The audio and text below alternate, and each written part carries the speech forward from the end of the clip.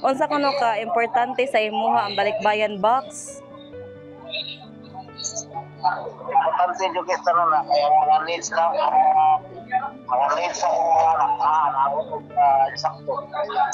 Importante daw sa iya ha kay ang mga needs na mo needs diri sa balay kay inaabot og sakto nga walay damage. Kung para kang secretary go, thankful sad mi kay kanang gihimo niyag impossible ang pag-deliver diri even though na-abandon ang box. Na-deliver gyud po siya diri safe and sound nga wala na hilabtan, wala gibinuangan or wala gi or giunsa pa na package kay kung unsa gyud pag-deliver sa akong papa, masa nang pag-abot sa mga diri. Kang kung may sa amoa nga tinabangay sila duha nga malocate ang mga abandoned boxes ug ni-explain sila namo why na nadugay deliver o ngano kanang na-delayed.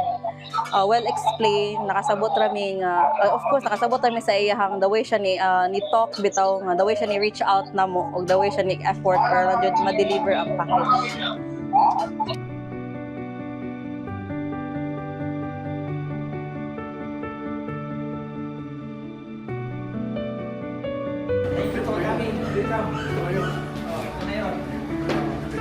Maraming salamat sa effort at